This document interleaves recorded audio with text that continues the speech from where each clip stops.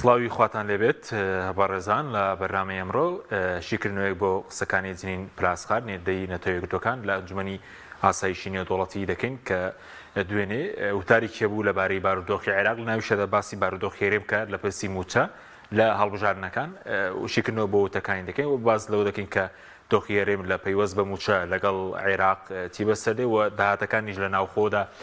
چیان لێ دێ و ئایا چاوەڕێ دەکرێت قەیرانی موچە چارەسەر بکرێت لە کاتێک ئێستا ئەنجومەنی وەزیرانی عێراق هەمواری یاسایی بودجەشی پەسەند نەکردەوە بۆی کە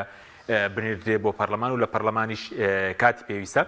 و لە هەمان کەتا قسە لەسەر هەڵبژاردنی پەرلەمانی کوردستانی دەکەین کە دوێنێ لە کۆمونۆی ئەنجومەنی ئاسایشی نێودوڵەتی تشکی کرایە سەر شیکردنەوە بۆ ئایندەی حکوومەتیش دەکەین ئایا حکوومەتە کە ئێستا ماوەکەی بەسەرچووە تاکەی دەتوانێت بەردەوام بێت و کاربەرێکەر بێت لەگەڵ هەرێک لە بەڕێزان لە ستۆدیۆ چۆمان محەممەد ڕێخەری ژووری یاسایی بزوتنەوەی گۆڕان هەروە لە هەورێرەوە شوان ڕابەر ئەندامی ئەنجومەنی باڵای کۆمەڵی دادگەری سوپاسی ئامادەبوونتان دەکەین کاک چۆمان بەخێربێن سوپاسی ئامادەبوون دەکەین ئەگەر سەرەتا لە پرسی موچەوە دەست پێ بکەین لەبەرەوەی پەیوەندی بەژانی خەڵکەوەیە وتەکانی پلاسخارد چیەوە کارێک وای کردووە کە ئێستا پرسی موچەخۆرانی هەرێم وێڕایەوەی کردن ناوخۆ بەردەوام گفتوگۆی لەسەر دەکرێت بچێتە ناو هۆڵی ئەنجومەنی ئاسایشی نێودوڵەتی بەڵێ سەرەتا بەناوی خوا سوپاس بۆ کەناڵی ئاسمانی پەیامی ئەزیز و ڕێز و حورمەت بۆ کاکشوان کە لە هەولێر و لەگەڵ ئێمە بەڕێزایان کەناڵە بەڕێزەکەتانایە لە ڕاستیان مەوزوعی پرسی موچە پرسێکی زۆر هەستیارە و پرسێکی ئاڵۆزە بۆ موچەخۆران و فەرمانبەران و خانەنشینانی حتا بۆ هاوڵاتیانی هەرێمی کوردستانی چونکە موچە ڕاگر و بڕبڕەی پشتی دۆخی ئابووری وڵاتە و لە ڕابردووە کێشمەکێشم و ململانی نێوان حکوومەتی هەرێمی کوردستان و حکوومەتی عێراق بە زۆر قۆناغ و مەراحیلا تێپەڕیوە کە وڵاتانی دنیاش هاتوونەتە سەرخەت بۆ ئەوەی کە داوایان کردەوە لەگەڵ حکوومەتی عێراق ڕێبکەون گفتوگۆ بکەن چەندین گفتوگۆ و ڕێکەوتن لە بینی حکوومەتی هەرێمی کوردستان و عێراق ڕوویاوە بەڵام ڕێکەوتنەکان هەنێک کات سیاقی قانونی نەبووە هەنێک کات کە ڕێکەوتن لەسەر ئاستی حکوومەتی هەردوو حکوومەتەکە کراوە کە بووە هەوڵ دراوە هەوڵی بۆ بدرێت لە ناو قانونی موازنە جێگی کرێ گرفتی گەورەی بۆ دروست بووە و بینیمان ئاخی قانون کە قانونی موازنەی 2022 23 و 24 کە بۆ 3 ساڵ بوو بینیمان دۆخێک بەسەر هەرێمی کوردستانە سەپێنرا کە دۆخێکی زۆر ئاڵۆز و ئەوەی تر دۆخەکەی ئیحرازتر کردەوەی مەوزوعی خەرجی فعلی و ئەوەی کە لە ناو یاسای موازنە هەبوو کە ئەمە بەڕۆژ بەڕۆژ گرفتی و کێشمەکێشمی نێوان هەرێمی ئین کردووە ئەو ڕێکوتنەی کە خودی هەرێمی کوردستان لەگەڵ بەغا کردی کە لە ڕابردووە خۆی ئامادە بوو چۆتە ژێرباری ئەوەی ڕۆژانە 400,000 بەرمیل با بە عێراق و داهاتی ناوخۆ و گومرگەکان نیوەی با بەوان و سەرباری ئەوەش بە جۆرێک بە گرێبەست و ئیتیفاقە نەوتیانە بچێتەوە کە هەم بەپێی قەرارەکەی محکەمەی ئیتیحادی و هەم بەپێی ئەوەی کە لە ناو قانونی موازنە هاتەوە سەرباری ئەوەش مەوزوعی پێداچوونەوە بە ئەو ڕقەمە ئایا ژمارە ڕاستەقینانی کە بۆ موچەخۆران هەیە بزان وهمی تایەتیانی ئەمانە لە ناو قانونی موازنە جێگیر کراوە گفتوگۆ هین هەبووە ینی بەردەوام مۆفتی هەرێمی کوردستان چۆتە ئەوێ و هەنێک کات بەدەست بەتەڵ هاتوۆتەوە هەرێک کات مەوزوعی قەرز و تا دواترینیان مەوزوعی ئەوەی کە بە سولفە 680 ملیار بنێرێ لە ڕابردووە زۆر مامۆسایانی ناڕازی حیزبەکان گفتوگویانی بایکۆت و خۆپیشاندان و ئەوانە کراوە ئەمە گەشۆتە دەست نێردەی تایبەتی نەتەوەیەکگرتوەکانی ینی شتێک نییە شاراوە بێ هەر لەسەر ئەساسی ئەوە بەڕێز بلاسخارد ینی ئەمە ینی ئەتوانین بڵین هەنگاوێکی گەورەیە کە دەنگ و سەدای موچەخۆران و دۆخی هاوڵاتیانی هەرێمی کوردستان گەشتۆتە ناو مەجلیسی ئەمن کە بەشێک لە گفتوگۆ و تێچێنی وڵاتە بە تایبەتی وڵاتە زلهێزەکان لە نمونەی بەریتانیا ئەمریکا جەختیشیان لەوە کردوتەوە کە پەیوەندی نێوان هەرێم و بەغا پێویستە حل بکرێ و ڕێبکەون و ینی بە تایبەت ئەو قسەی بلاسخار کە ئەڵێ پێویستەکە موچەخۆران و فەرمانبەرانی هەرێمی کوردستان چیتر لە مۆدووە بۆ فۆرم و بۆ شێوەیە مامەڵای لەگەڵان نەکرێ ئەمە دەرگا کاتەوە بۆی کە ئایا بۆ قۆناغەکانی داهاتوو حکوومەتی عێراق جۆرێک لە نەرمی و ئاسانکاری ئەکات بۆ هەمواری یاسای موازنە کە پێم وایە بەشی زۆری مەوزوعەکار حکوومەتی عێراق نییە چکە حکوومەتی عێراق ئەمە لە وڵاتێکی دیموکراسیان نین کە حکوومەتە زۆرینەکەی لابێ بەڕێز سوودانی 6 کورسیە 6 بۆ 7 کورسی لە پەرلەمانی عێراقا هەیە بەشی زۆری ئەم بابەتە لا ئیتاری تەنسیقیە هەندێک کات معادلەی ئیقلیمیشی تێکەوێت بۆ حلکردنی ئەم بابەتە کە ئەمە پێویستی بە گفتوگۆ ئەوە هەیە چۆن بتوانانی حەلی جەزری ئەم بابەتەکەی بۆ ئیتر بۆی هاوڵاتیانی هەرێمی کوردستان هیلاک بوون موچەخۆران هیلاک بوون لە بەرداشی ئەوەی کە حکوومەتی هەرێم هەموو تۆپەکە خاتە ملی ئەستۆی عێراق و عێراقیش هەموو ئەخاتەوە بەڕاستی موچەخۆران شەکەت و ماندووی ئەم ململانێ ینی بەڕاستی بێتان بووە ینی هەنێک کات وای لێ هاتووە ئیتر ینی نازانێت سە بۆ نمونە مامۆسایان لە ڕابردووە پەنایان بۆ بەغابێت داوایان لە بایکۆت کرا چی کرایی حتی سادەترینیان ئێستا نازانن ئەواکەیان کوێ بێ پەنا بۆ کوێ برن چۆنی حەلی ئەم بابەتە کرێ کە لەم نێوەندەشە باسی پەیوەستکردنی موچەی ڕاستەخۆ بە هەرێمی کوردستانەوە کرێ وایە پارتی ڕازی و ڕازی نیە و ینی ئێمە تا ئەم ساتە ئاسۆیەکی ڕوون بەڕاستی ئاسۆیەکی ڕوون بۆ حەلکردنی پرسی موچە لە بینی هەرێم و بەغا تا ئەم ساتە نیە چکە بەشێکی ئاسۆکە هەمواکردنەوە یاسای موازنەیە باشە پرسیارەکەەوەی تا ئێستا ئەو مانگی چەند ئەو مانگی دووە پرسیارەکەەوەیە بۆچی تا ئێستا ئەم بابەتە لە ئەنجومەنی وەزیرانەوە ئەوە حەوت بێگومان حوتی دووە ئەمە بۆ تا ئێستا لە ئەنجومەنی وەزیران تێنەپەڕیوە ئەی جێگری سەرۆکی ئەنجومەنی وەزیران لەکوێیە ئەم وەزیرانە لەکوێن ئەی بە بێگومان وەزیرە کوردەکانەکەم ئەڵێم فشار و زەختیان بۆ ئەم بابەتە نییە ئەی باش ئەگەر ئەوەیە ئەینونەرەکانی ئێمە لەسەر ئاستی پەرلەمان ئەی سەرۆکی کۆمار ئیشی چێ لەم نێوەنداکە یەکێک سڵتەیەکی ئەساسی لایە با هەربوو نەڵێ سڵتێکی پرۆتۆکۆلی و شەڕاست نییە یعنی بێگومان چۆن ناتوان ڕۆبژێڵن بەڕاستی ئەگەر یەک و یەکگرتوو بن کە هەرێکات ئەم جملەی یەک و یەکگرتوش بەخوا بێزراو بووە ئەو نەمان وتۆتەوە باس کراوە دەبەیەکەوە یەک ڕیز بن کە ئێستا دید و تێڕوانینی لایەنە سیاسەکان بە تایبەت پارتی وێچێتی ئەوەندە جیاوازە بۆ پەیوەستکردنی مامەڵەی نێوان هەرێم و بەغا بەڵام بۆ ئەم بابەتە دەهیمەتێکن بۆ هەمواری یاساکە هیمەتێکن ئەوە لە قەرز نەجات ماموو شکر بۆخوا مەوزوعی ئێستا بێگومان ئەوە دوایی مقاسە ئەکرێ و لێبڕین وانی تێکرێ ئەگەر یاساکە هەموار نەکرێتەوە تقریبا بەرەوەوە ڕات شایستەی هەرێمی کوردستان ئەم 680 ملیارە بێ خۆش بەردەکە ئەگەر هەر بەردەوام بێت ئەگەر بەم فۆرمە بەردەوام بێ و هین نەکرێت 100% لە بەداهاتی ناوخۆ و بەم مەوزوعی نەوتەی کە بەم فۆرمە بەم شێوازە ئەفرۆشتێت کە هیچ مانایەکی تیانە لە دەرەوەی هەموو ڕقابە و لێپرسینەوە و چاودێریە باشە پرسین هەر بە فعلی چکە بابەتە زۆر باسەکرێت کاک حەکیم یەکێک لە سەرچاوە ئێستا لە سەرچاو ئەساسیەکانی داهات بۆ هەرێمی کوردستان مەوزوعی ئەم نەوتەیە چکە بەشێکی بۆ دڕازیکردن و ئیدامەدانی کۆمپانیا نەوتەکانە ئەوە کەوانی کە لە هەرێمی کوردستان ماونەتەوە بەڕاستی ژمارەیە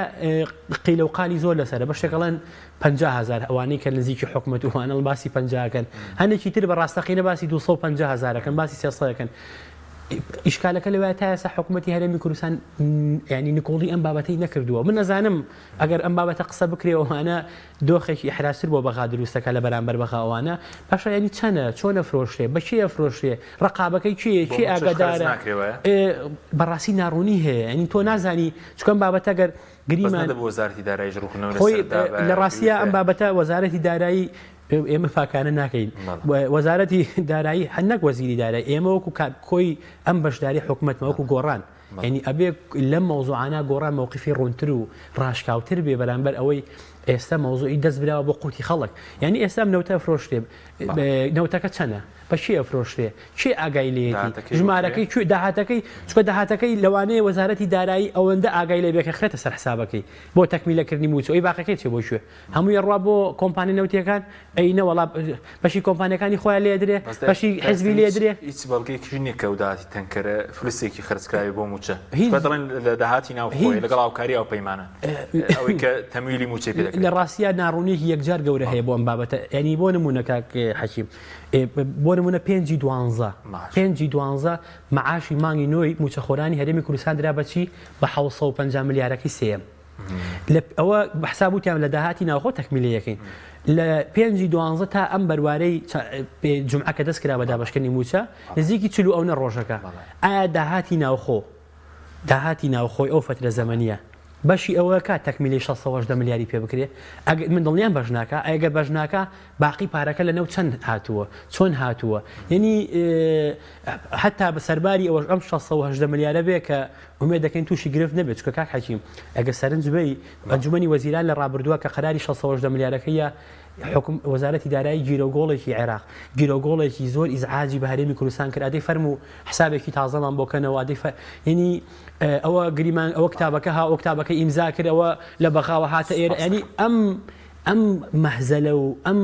جۆرە سوکایەتی بە بە موچە و بە شایستە دارایەکانی هەرێمی کوردستان ئەمە یعنی با هەر ئێمە تیری ڕمەکانمان لە حکوومەت یاریمی کوردستان نەبێ بەشێک لەو ئەوەی کە بەخاشێکا بەڕاستی بێویژدانی تیا ئەمە دیفاعنیە لە یەکێتی و پارتی مطلقاً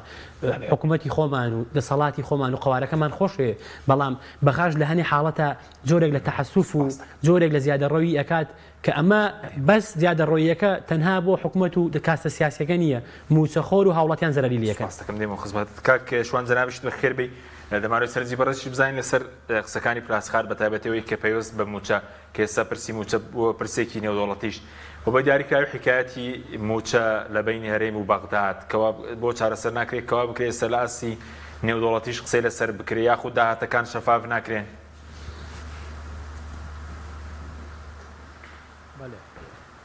سەرەتا بە ناوی خوای گەورە میهرەبان نیش خۆم بە خۆشحاڵ دەزانم کە لەو بەرنامەیە ئامادە دەبم.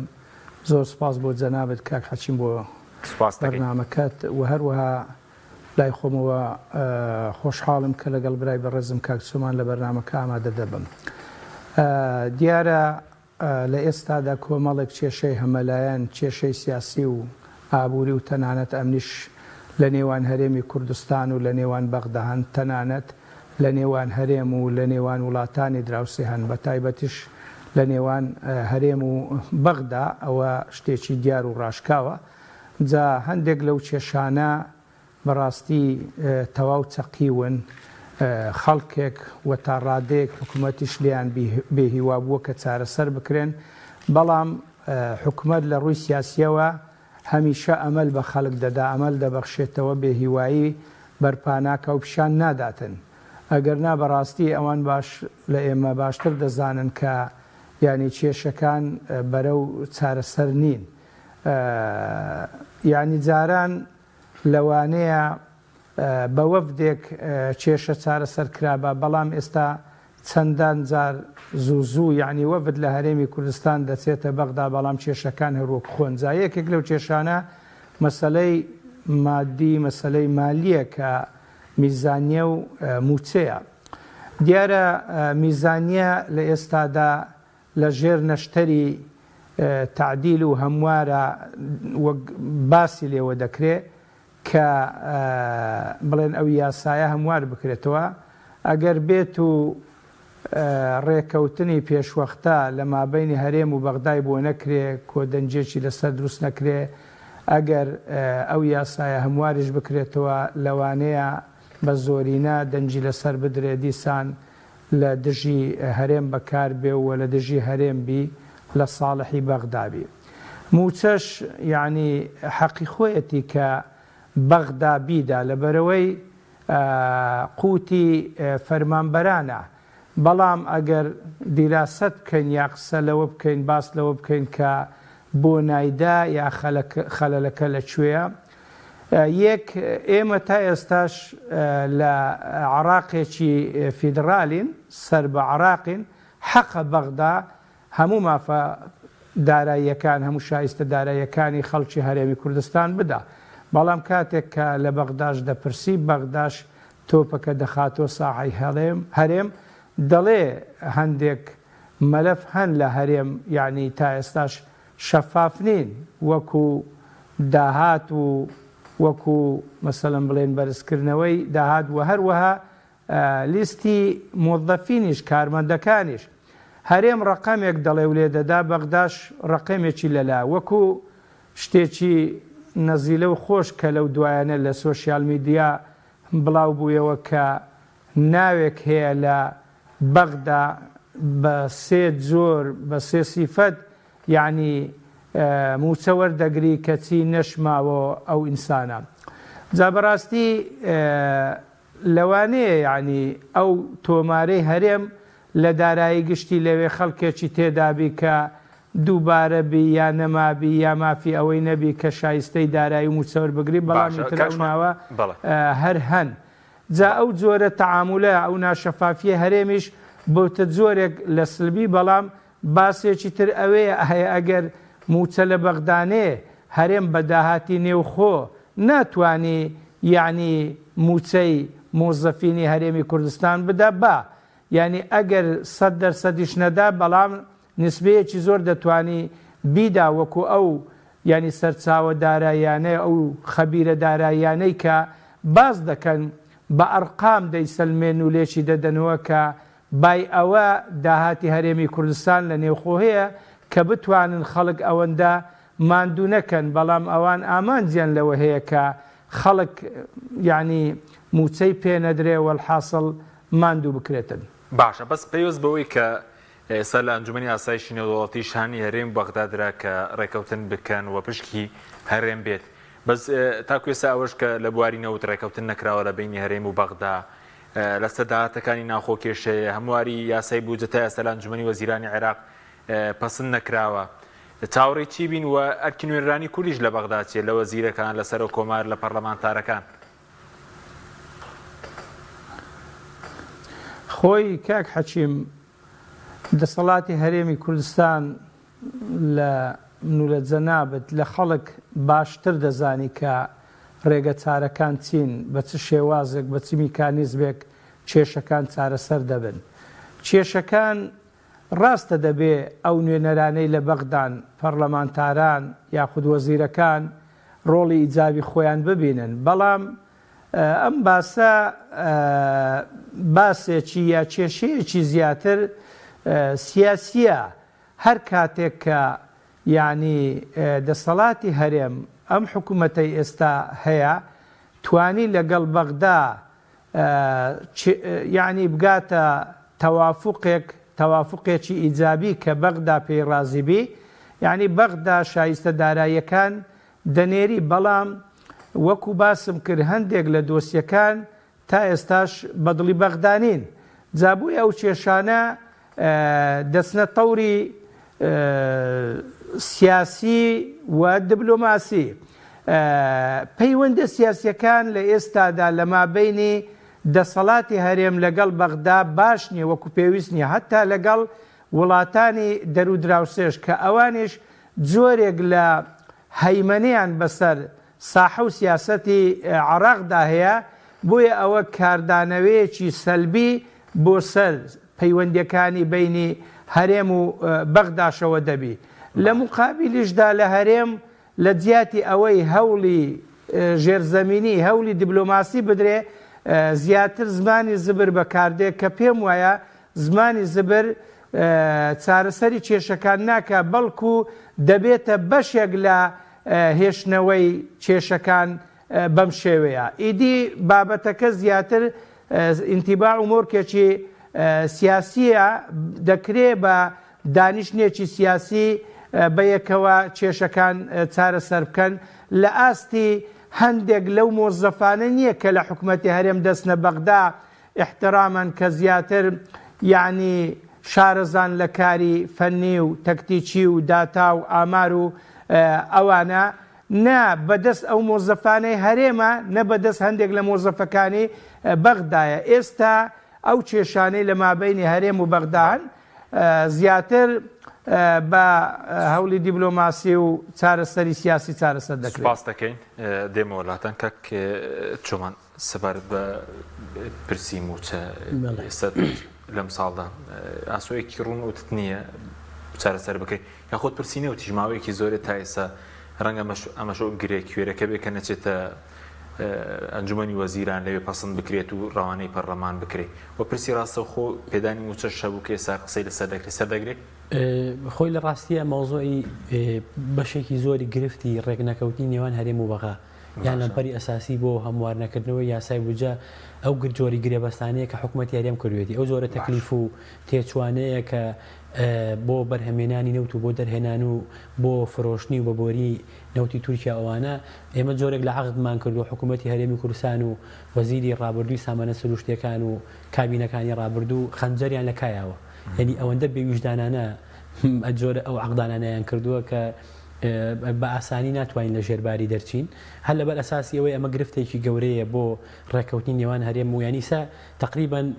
حکوومەتی هەرێمی کوردستان تۆپەکەی هەڵاوەتەوە ساحەی بەغاڵێ کاکە و کۆمپانیەکان خۆتان بزان حەلێکی لەگەڵا بکەن و جۆرێک لە ڕێکەوتنەوەوانە بێ ئێ بەغاش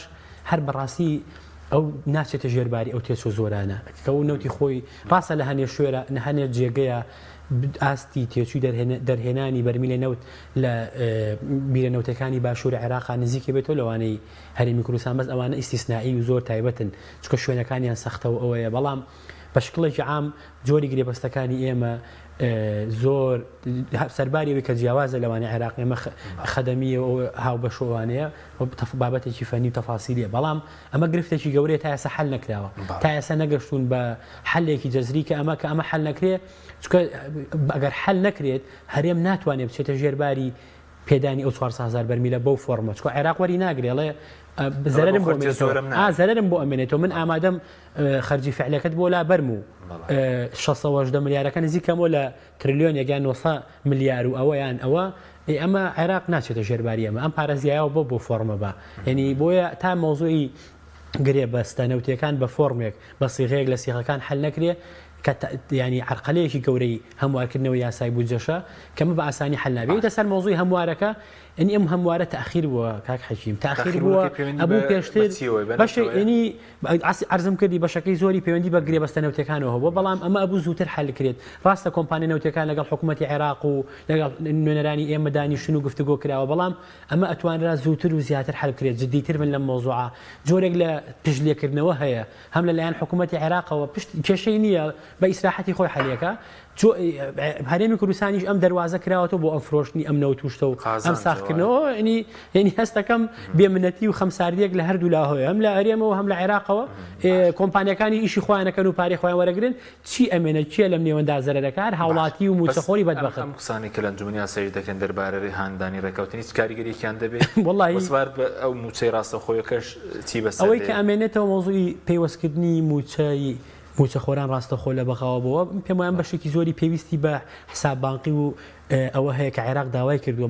بەشێکی بەشەکەی تری ئەوەیە ئەمە پێویستی بە هەموارکردنەوەی لەوانەیە پێویستکە لە هەموار یاسای بودجەکە ئەمە جێگیر کرێ و لە هەمووشی گرنگتر ئایا ئەمە سەر ئەگرێ ئایا حکوومەتی هەرێمی کوردستان و پارتی دیموکراتی کوردستان لەگەڵ ئەمە ڕازیە تا ئێستا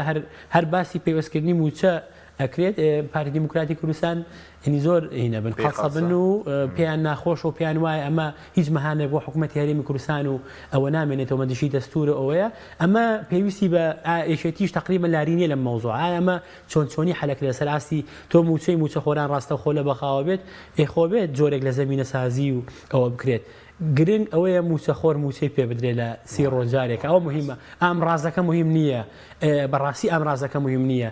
گرنگ ئەوەیە خانە نشینان سی ڕۆژارێ بەو بەدبەختێشەوە کە قانونەکەی بەخش جێبەجێ ناکرێت ساڵێک لەمەوبەر ئەوەی خانە نشینان باست کرد زیاتر لە ساڵێک لەمەبەر دادگای فیدرالی ئەو یاسەیە کە لە هەرێم کاری پێدەکرێت و موچەی خانە نشینان کەمە هەڵی وەشاندەوە دەبووە ئەمە لابرابەیە و موچێک کەمتری کراوە 500,000 وایە بێگومان ئەو قانونی کە لە عێراق هەیە قانونی تەقاعودی موحد ئەم قانونە جۆرێک لە دادپەروەریتیایە بۆ پلە نزمەکان ئەوانەی کە ئەوە کراون و حتا بۆ پلە باڵەکانیش هاتوۆتە خوارەوە ینی تەناسوب و لێک نزیکبوونەوە هەیە لە موچانە عەدالەتێکی یەکجار گەورەیتیایە هەتا دەستکراوەیش یاوە بە سەرۆکی ئەنجومەنی وەزیران بتوانێت سەقفی ساڵانە لەم ساڵە نزیکی 100,000 چووە سەر سەرۆکی ئەنجومەنی وەزیران هەنگاوێکی لەو چەشنینە کە کەمترین موچە 450,000 بۆ 500,000 بووە ئەمە لانی کەمی قەرەبووکردنەوە و ستایشکردن و پێزانینە بۆ ئەو خەبات و خزمەت و ئەوەی کە موچەخۆران کردویانە بەڵام بەداخەوە ئێمە لە هەرێمی کوردستانە بە پاساوی قەیرانی دارای ئەوانە نەک قەدری خانە نشینان ناگرین کە 30 ساڵ خزمەتیان کردووە قەدری ئەوانەش ناگرین کە ئێستا لە خزمەتان و کە موچەخۆری حەقیقین 45 ڕۆژارێ باسی هەڵی وەشان و تۆ لێرە هەر کاری پێدەکرێت خۆ دەبوو موچەی خانە نشینان کرابە بە 500,000 بەپێی قانون بەپێی قانونی محکەمەی اتحادی نظامە داخلیەکەی ئەسڵ وا بە حکوومەتی هەرێمی کوردستان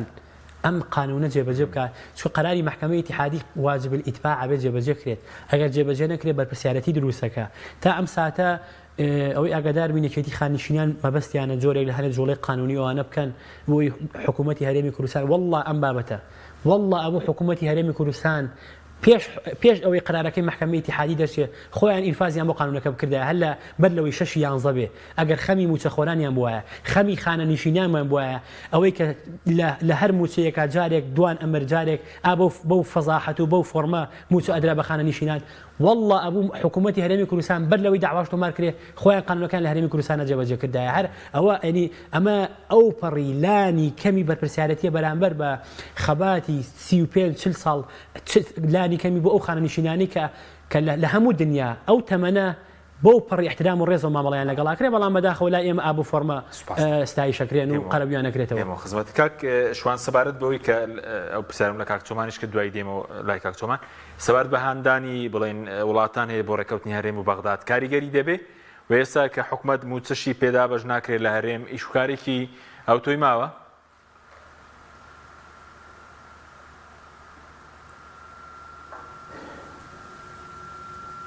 والله كاك حشيم زور لي حالنا بو مقدو باري بكيتو ممنون دبم بلا وتم سبارت بهانداني ولاتان هي بو ركوتني هرم وبغداد ودوێنێ لە کۆبوونەوەی ئەنجومەنی ئاسایشی نێو دەوڵەتیش باسی لێوکرا هەیە کاریگەری دەبێت دەتوانن ڕۆڵ ببینن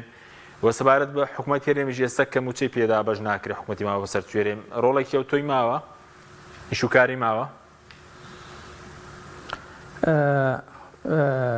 ئەم جارەش واتە دوو ڕۆژبەر لە ئێستا کە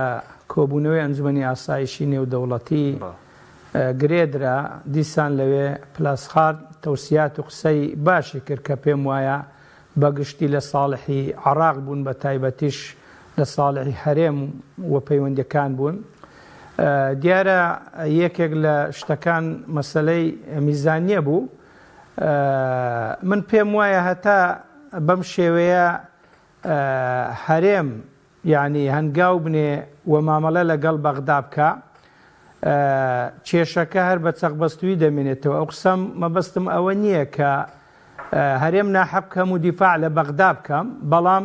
بمانەوێ نەمانەوێ لە ڕووی جوگرافی لە ڕووی سیاسی لە ڕووی یاسایی و دستوری ئێمە هەرێمێکی فیدراالین تا ئێستا سەر بە بەغدای نەمانتوانیا سربەخۆ بین بۆیە دەبێ خاضع بین لە بۆ دستور و لە بۆ بڕیارەکانی بەغدا ئەو بڕیارانەی کە دستورین کە ئیتیحادین فیدرالین ئیدی مەسەلەی میزانیەش یەکێکە لەو کێشانە پێم وایە هەرێم ناتوانی بەو شێوەیە چارەسەر بکە لە مقابلیش ناتوانی مافی مۆزەفەکان بدات چونکە نایەوێ ئێستا کە خەڵک لە شاریعە بە تایبەتیش مامۆستاکان لەبەر چ داوا دەکەن لەبەر ئەوەی فەراغ هەیە حتا قسە هەیە کە موچە بخرێتە سەر بەغدا وە خەڵک داوا بکە بادەسەڵاتی هەرێمی کوردستان ئازابی جوامێربی ئەو فەراغەی پڕ بکاتەوە ڕێگە بەوە نەدا با بتوانی یا ئەوەتە موچەیان بۆ لە بەغدا بەدەست بێنی یا ئەوەتە بۆ خۆیان موچەیان پێ بداتن دەربارەی دەوری حکوومەتی هەرێمیش بەڕاستی پێم وایە دەوری شەرق بووە دەوری لەکەدار بووە لەبەر ئەوەی نەک هەر لە ڕووی دابینکردنی موچە لە کۆمەڵێک ڕۆوە ناتوانی وەکو پێویست یعنی حکومڕانی خەڵک و ئەو میلەتە بکە کۆمەڵێک کێشە و بێشەی هێناوەتە ئاراوە بە شێوازی حکومڕانی خۆی بۆیە یعنی بەڕاستی ئەگەر چارەسەرێکی جەزری نەکات و بە شێوەیەکی جەدری و ڕیشەیی بە خۆی دانەچێتەوە یعنی ڕۆژ بۆ ڕۆژ عیب لە پاڵ عیبی بۆ پەیدا دەبی کێشە لە پاڵ کێشەی بۆ پەیدا دەبی بەڵام لە نەریتی حکوومەتی هەرێمی کوردستان تا ئێستا ئەوە نییە وەزیرێک لەسەر شتێکی ئاوا سەرۆک وەزیران لەسەر شتێکی ئاوا ینی ئیستیقالە بدا یا حکوومەتەکەی لە کار بخاو هەڵبۆشێنێتە و حکوومەتێکی تر پێک بێ ئەگەر نا بەڕاستی کۆمەڵێک کێشە لە هەرێمی کوردستان هەن پێویستی بە گۆڕانکاری جەدریە جا ئەگەر حکوومەت خۆی هەز بە و بەرپرسیاریەتە نەکا ممارەسەی ئەو مەسئولیەتە نەکا با خەڵک ممارەسەی ئەو سەلاحیەتە بکە کە هەڵبژاردننی دادێ بتوانن ئەم دەسەڵاتە ئەم حکوومەتە بگۆڕن خەڵکێک بینە ئارا کە تەواو لە خزمەتیان دابن و خزمەتیان دەکەن و لەگەڵیاندا ڕاز بن نەک وەکو دەسەڵاتی ئێستا کە پارەیەکی زۆر و زەوەند هەیە لەسەر حسابی خەڵکیش بەڵام بەداخەوە نەبەوان دەدا و ناتوانی تێر و تەژیان بکە. باشە بە کورتی وەڵامی ئەو پرسیارەشم دێ دوای دێمەوە خزمەتت وتت ئەم عیبی زۆرە ئەم دەسەڵاتە بە حکوومەتێکی نەخۆشی دەبینی کار لەوە داماوە بتوانرێت چارەسەری نەخۆشیەکانی بکرێ. وڵی بە کورتی یعنی من ڕژبینی نابەشمەوە بەڵام بە پێی کۆمەڵێک پێوەەر پێم وایە خەڵکێکیش لەوانە هاوڕامبی یعنی من بە هیچ شێوەیەک ئەوەی کە لە سیاست ئاگدارم شارەزان بە هیچ شێوەیەک دەم حکوومەتە ڕنابینم کە بتانی ئەو هەموو کێشە و بێشانەی کە هەینی یعنی کێشەکان چارەسەر بکە بەڵکو ڕۆژ بۆ ڕۆژ کێشەی تریش زیاد دەبن وە نیەت و ڕغبەتیشی نییە و ئیرادەشی نییە. نەخۆشی زۆرە وایە؟ نەخۆشی زۆرن بەڵام ئەو بە نەخۆشی نازانی. ئێستا مەسەلەی موچە قوتی ڕۆژانەی خەڵکە یعنی لەوانەیە مۆزەفێک لەگەڵ خێزانی خۆی لەگەڵ مناڵەت کۆڵەکانی خۆی لەگەڵ دوکاندار و فرۆشیارەکانی خۆی تێک بگیرێت تووشی کێشە و بێشە ببی یعنی چێ تەحملی ئەو معاناتە دەکا دەبێ ئەسڵەن حکومت بیکە حکومت یعنی کورد گوتنی لە گوێی گایدا خەوتووە ئەسڵەن باچی بەوە نییە بۆ لەبەر ئەوەی کورد دەڵێ زجی تێر ئاگای لە زجی برسی نییە بەڕاستی ئەوان بۆ خۆیان یعنی وەزعیان زۆر باشە لە ڕووی داراییەوە تەماشش ناکەن داخۆ فەقیر چی لێ قەوماوە ئەگەرنا چمانای هەیە یعنی چەند مانگێک موچە نەدرێ بەڕاستی دەبووە ئێستا ئەم حکوومەتە یعنی دەستی لە کارچێشا بایەوە یعنی بەس لەبەر ئەوەی ئەگەر لە وڵاتانی ئەوروپا باە لەسەر شتێکی زۆر گچکە وەزیرێک ئیستیقالە دەدا سەرۆکوەزیران ئیستیقالە دەدا بەڵام لێرە لەبەر ئەوەی یعنی دەسەڵاتداریان زیاتر بۆ خۆیانە یعنی گیان لەو شتانە نییە داخوا ئایا مەسەلەن بڵێن میلەت بە دۆخێکی باشدا دەڕوا یان ناڕوە. باڵە سوپاس دەکەین کاکشوان کاک چۆمان هەندانی وڵاتانی کاریگری لە سەر هەرێمی بەغداوە بینە سەر پرسی هەڵبژاردنیش کە لە ئەنجومەنی یاسایشی نێودوڵەتی باس کرا کە پلاسخار وتی ینی دواخستنی یارمەتی دەرنابێ بۆ هەرێمەوە بۆ سەقامگیریەکەشی چاوەڕێی چی بکەین لە وەکو شەرعەتی دامەزراوەکانیش. لە ڕاستیە ئەرکی نەتەوە یەکگرتوەکان و نێردەکەی ئەرکێکی کاتیە بەپێی بڕیارێکە لە ڕابردووە دوای ئازادکردنی عێراق نێردەی نەتەوە یەکگرتوەکان بە بڕیارێک کۆمەڵی مەهامی هەیە ئینی کۆمەڵی مەهامی وڵاتان نییە بێگومان لە هەموو وڵاتێک نییە ئەمە لە کۆمەڵی ئەو وڵاتانێک کە پێویستی پێێتی بە حضوریان نێردەدانێت ینی بە تایبەتی وڵاتانی ئەفریقا و هەنێ وڵاتە عەرەبیەکان و ئەمانە لەسەر ئەساسی زەڕورەت و مەهامیان هەیە و ئەمە بەردەوام ساڵانە چەند ساڵ جارێ دو ساڵ جارێ ساڵانە نوێکرێتەوە کەمپینێکە بوو لە خواری عێراق بۆی ئیتر مەهامی ئەنجومەنی وەزیران و هەتا زۆرتر بلاسخاردیان لەسەری ڕمەکدانا بووکیانەوە ئەمە زۆرێک لە فیتنە و هینە بۆ عێراقەوە ینی کۆتایی پێبێنێ بێگومان وەکو ئەرکەکانیان بەڵام پێم وایە تا ئێسش مەهام و ئەرکی نەتەوە یەکگرتوەکان بۆ هەرێمی کوردستان زۆر زەڕورە ینی سەتۆ سەرنج بە معانات و کێشەی هاوڵاتیان یاریمی کوردستان بە حوزوری زیاتر لە 192 وڵات و زیاتریش بە ئاشکرا قسەی لەسەر کراوە باسی تۆبارانەکان کراوە باسی هەڵبژاردن کراوە باسی موچە کراوە ئەمە حتا گفتوگۆی تێچێنی زۆربەی وڵاتەکان لەسەرەوە بابەتەوە ئەمە ینی گاردنی پەیامەکانە بەڕاستەخۆ بۆ مەجلیسی ئەمن ئەگەر ئەمە پێمان وابێ 100% ئەمە لەسەر ئەرزی واقع نەتیجەی 100% ئەبێ من پێم وانە بەڵێ بێگومان مەهامەکەی عەرزم کردی تەوسیە و ڕاستپاردە و جۆرێک لە مراقبەیە بەسەر کاروبارەکان لە مەجای انتخابی لە مەجای ئینسانی لە مەجای مافی مرۆڤ ئەم مەهامانەی کە پێدراوە بۆیە لەسەر ئەرزی واقعسەی پێدراوەکانەکەی پێم وانە 100% بەڵکو تەنها لە چوارچێوەی قسەی خێر و لە چوارچێوە ئەمە کاریگەری هەبێت لە بەئاڕاستەوەی ئەمریکا و وڵاتانی بەریتانیا ئەو وڵاتانە تا چەند کە نوێنەر و سەفارەت و قونسڵێتیان لێرە هەیە تا چەند بە خەمی ئەم بابەتانەوە چکۆمان لە یاد نەچێ عێراق ساحەیەکە بۆ ململانەی ئەقلیمی و نێودەوڵەتی ئایا ئەمە بە ئیرادەیەکی ڕاستەقینەوە فشارەکەن لە حکوومەتی عێراق بۆی زوو بە زوو ئەم بابەتە حەلکرێ ئەمە بۆ قۆناغەکانی داهاتوو ئەبێ وەڵام بدرێتەوە بەڵام بەش بە حاڵی خۆم بڵێم 100% نا بەڵام ئومێد دەکەین ئەمە جۆرێک لە فشار دروست کات بە ئاڕاستەی وڵاتانی نێودەوڵەتیەکان لە نمونی ئەمریکا بەریتانیا ئەوانە یەتە سەر مۆزوعی انتخابات پێم وایە بلاسخارە مەجاری یەکەمینی قسە لەم پرسەیەەکە حتا لە مەجلیسی ئەمنیشە ساڵی ڕابردوو هەمان قسەی کردەوە ئەگەر سەرنج بی یەکەم جار بلاسخارکەی بە ئاشکرا بەبێ پەردە قسەی کرد 95/2021 لە هەولێر کۆڕبند دێکرا لە زانکۆی کوردستان بەندا خۆم لێ حزورم هەبوو کە بۆ هەموو لایەنە سیاسیەکان کرا بە ئاشکراوتی تر من پندێکی کوردیە لە دۆستمە ئەتان گرێنێ من دۆستەکەم پەیامە مەترسیەکانیە لە قاڵبدانی هەرێم کەمکردنەوە و هەژمونی هەرێمی کوردستان بەهێزبوونی هەژمونی بەغا ینی مەترسیەکان بۆ یەک نەگرتنەوەی هێزی پێشمەرگە هەموو ئەمانە پەیامی زۆر ئاشکرا و دڵسۆزانەیە لەو بەروارەیە بۆ سەرباری ئەوش لە ڕابردووە کەم نەبوون کە حزب معارەزەکان کۆماڵ یەکگرت و گۆڕان ئەو قسانیان بە فۆرمی تر و سیغەی تر کردەوە ئەمە لەم مۆزوعانە زۆر قسە کراوە یەتە سەر مۆزوعی هەڵبژاردن بە ئاشکرا و توێتی ئەمریکا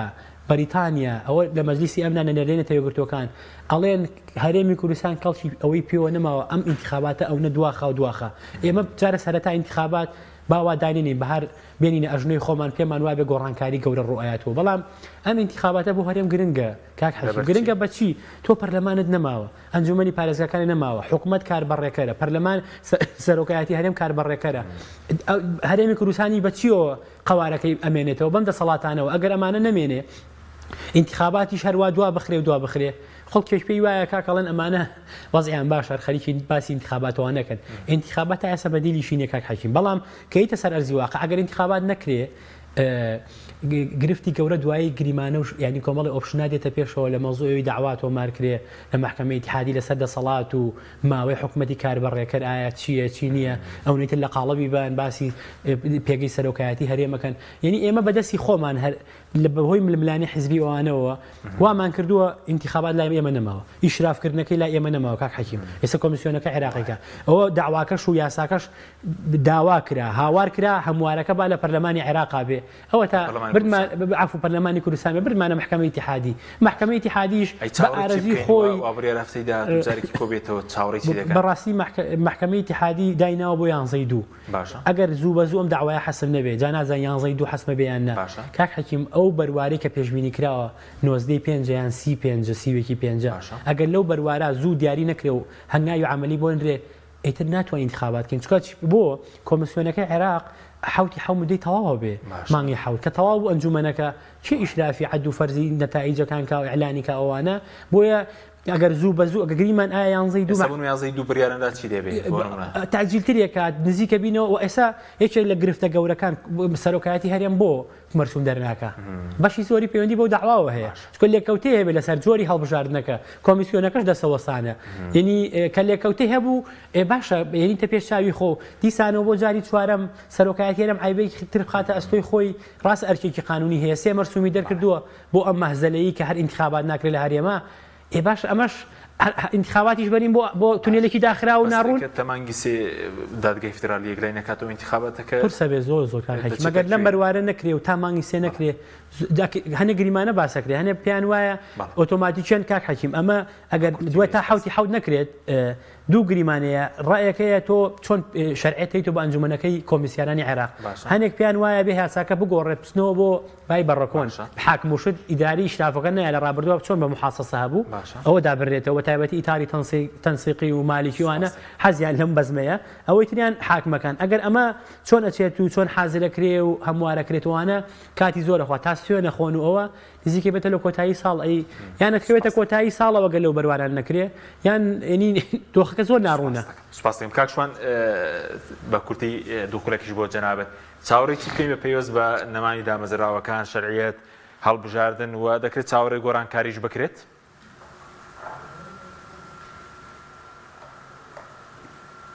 عفوان کاک حەکیم بەڵێ پێوەست بە هەڵبژاردن چاوەڕێکی بکەین پێدەچێ بڕیارێک بدرێ و سەبارەت بە نەمانی شەرعیەت لە دامەزراوەکانی هەرێم و لێکەوتەکانی خۆی کاک حەکیم نەک هەر مەسەلەی هەڵبژاردن ئەمە بە گەورەتر بە فراوانتر تەماشای وەزعی هەرێمی کوردستان بکەین بەڕاستی یعنی کۆمەڵێک کێشە هەن ئەو کێشانە زیاتر لە پای ململانەی نێوان پارتی و یەکێتین یعنی خەڵک لە هەرێمی کوردستان زیاتر بۆ تا قۆچ قوربانی نێوان ململانەی بینی پارتی و یەکێتی پارتی و یەکێتی چۆن لە سەردەمی شاق چۆن لە نوێتەکان بە جۆرێک لە جۆرەکان شەڕیان بوو ئێستاش بە جۆرێکی نوێتر و هاوچەرختر کە شەڕیانە و ململانەیە لە پێنا و مەکاسیب و مەساڵحی حیزبی ناتوانن دەستبەرداری هەندێک شت بن کە لە خزمەت قەزیەی گشتی و نەتەوەیی و نیشتیمانیدایە.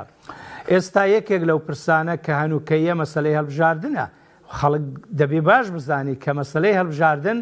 تا ئێستا لەبەر ئەوەی ئەوان لەسەری ڕێک نەکەوتون هەڵبژاردن ئیزرا ناکرێ. ئەگەر ئەوان لەسەر هەڵبژاردنەکە ڕێک بکەون هەروەکو لە ڕابردوو ڕێک دەکەوتن ئەوە گویان بە هیچ حزب و بە هیچ کەسێک نەدەدا و ئینتیخاباتی خۆیان دەکرد و موسبەقەن بڕیاریان دەدا کە چەند کورسی بەدەستدێنن. ئێستاش یعنی دادگای فیدرالی دستوریان هاتۆتە ناو مەسەلەکە کە سەلاحیەتی خۆی ممارەسەی سەلاحیەتی خۆی دەکا وێڕای ئەوەی کە لێرە و لەوێ تێبینیشمان لەسەر ئەوە هەیە کە ئەوانیش یعنی سەر بە ئەحزابی سیاسین بەڵام بە هەر حاڵ لە فەراغی دستوری کە لە هەرێمی کوردستان پەرلەمانیە و تا ڕادەیەک شەرعیەتی خۆی لە دەستدایە و کێشە و بێشەی و ملمنانێ بینی پارتویەچێتی دادگای فیدرالیش یعنی بۆتە یعنی حاکم ئەویش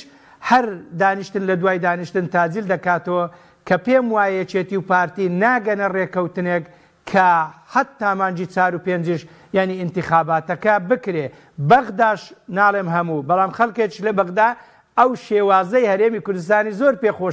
پێخۆشە ئاوا هەرێم یعنی بێ موچەبی بێ پەرلەمان بی بێانی بڕیارێک دەرکەنە و حکوومەتەی ئێستاشەیە لە کاری بخەن نەوتیان ڕاگەر ئەنجومەنی پارێزگاکانیان هەڵوەشاندەوە. ئەوە هەموو لە زوعفی سیاسی یعنی دەسەڵاتی هەرێمی کوردستانە بەڵام بەداخەوە تا ئێستا دەسەڵاتی هەرێمی کوردستان ئەسڵەن وەک نەباو بێ نەباران بێ هەر ئەترافی پێناکە کە ئەنەما داشی سوارە و حساب بۆ بەغداناکە بەڵام وەزعی خراپە وەزعی ناهەموارە. باشە زۆر بە کورتی بەرەو خراپتریش دەڕوە. بەڵێ پێ دوایە تا پارتیوێکێتی لەسەر کەرکووک و لەسەر هەڵبژاردن ڕێک نەکەون ئینتیخاباتەکە دوورە بە کورتی بێ کاتبنەوە سوپاس دەکەم. بە کورتی پێم وایە یعنی هەتا ڕێک نەکەون یعنی هەڵبژاردنەکە لە کاتی خۆیدا ناکرێت. بەڵێ سوپاس دەکەین کاتتەوە کاک چۆمان ناوت دەکەین کاک چۆمان محەممەد ڕێکخەری ژووری یاسایی بستنەوەی گۆڕان هەروە لاورێرەوە کاک کێشوان ڕابەر ئەندامی ئەنجومەنی باڵای کۆمەڵی دادگەری. سوپاس بۆ بینێرانی بەڕێز سوپاس بۆ هاوکارانم خواتان